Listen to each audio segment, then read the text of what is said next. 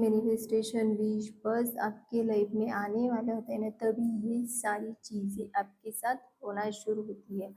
Universe ना आपके लिए क्षण प्रतिक्षण वर्क कर रहा होता है, बट ये हम तभी समझ पाते हैं जब उनसे हम जुड़ना शुरू होते हैं, एक कनेक्शन बिल्ड जब होता है, तब हमें ये सारी चीज़ें अंडरस्टैंड हो रही होती है, क्योंकि यूनिवर्स कंटिन्यूअसली हमारे ही फेवर में वर्क कर रहे होते हैं।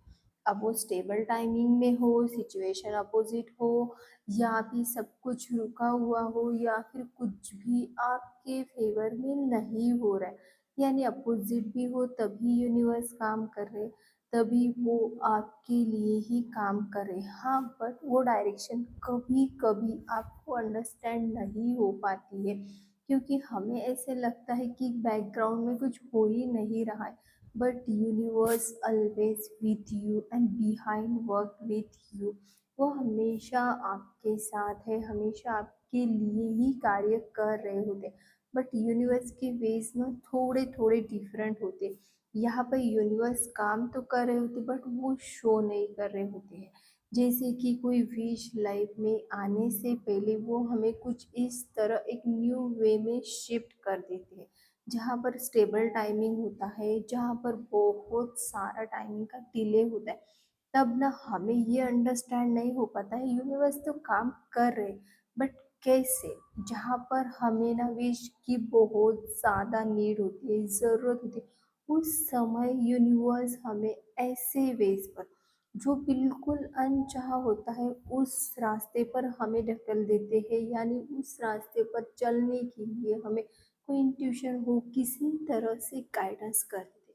हम ये उस क्षण ना बिल्कुल भी अंडरस्टैंड नहीं कर पाते, हमें लग रहा है कि यूनिवर्स कैसे काम कर रहा है, हमारे फेवर में है या फिर अपोजिट है, बिल्कुल नहीं समझ पाते। बट यूनिवर्स तभी भी आपके साथ ही है, आपके लिए ही कार्य कर रहा होता है, जब आपको लगता है कि बस आपको मैनिफेस्टेशन अभी के अभी चाहिए, तब ना आप उससे अटैच होते हो, यानी यूनिवर्स आपको सपोज कोई साइन दे रहे होते हैं, तब आप उस मैनिफेस्टेशन से अटैच होते हो। सपोज आप स्पेसिफिक पर्सन मैनिफेस्ट करें, तब आप ना उस पर्सन को लेकर कभी डिटैच नहीं हो पाते। सबसे सटल अटैचमेंट ना थॉट्स की होती है, यानी वो स्पेसिफिक पर्सन अभी लाइफ में नहीं है, या फिर वो आने वाला है, ये भी फीलिंग आपको परेशान करे। कभी आप वरी करते हो, डाउट होते हो, लोनली फील करते हो, ये सारी फीलिंग एक ऐसी फ्रिक्वेंसी रेडिएट करी जो लैक की है। तब यूनिवर्स चाहता है कि आप इस क्षण अपने मैनिफेस्टेशन से ज़्यादा यूनिवर्स से, डिवाइन से अलाइन रहिए, इसीलिए यूनिवर्स आपके लिए प्लान बनाकर आपको डिटैच करता है, पूरी तरह कंप्लीटली सरेंडर करता है। जब आप सरेंडर होते हो तो होता क्या है पता है, सबसे पहले ना आपका यूनिवर्स पे बिलीव बढ़ता है, जिससे कि आप विश से नेचुरली डिटैच होते हो। धीरे धीरे यूनिवर्स से एक स्ट्रॉन्ग कनेक्शन बिल्ड होता है, जिससे ना अब यूनिवर्स आपके सामने विश रिलेटेड वही साइन दिखाता है, बहुत ज़्यादा कम्युनिकेशन करता है, जैसे कि विश बस आपके लाइफ में आने वाली हो।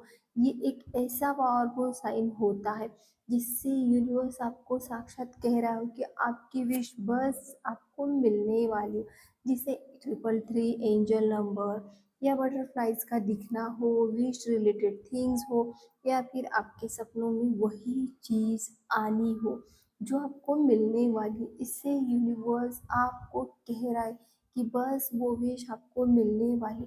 बट तब होता ये है ना, आप चिंता नहीं करते, आप पूरी तरह 100% श्योर रहते।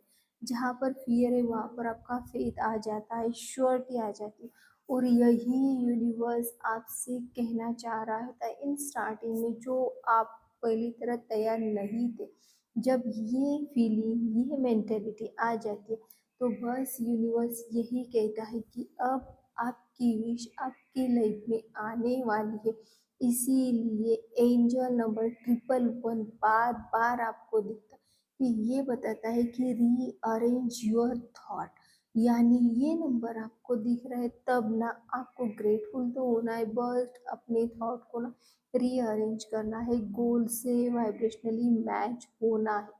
जो भी आपकी विश है उससे वाइब्रेशनली मैच होना है, उस क्षण यूनिवर्स को थैंक यू ज़रूर बोलना है। फिर देखो आपको आपकी विश इजीली ज़रूर मिलेगी। Thank you so much.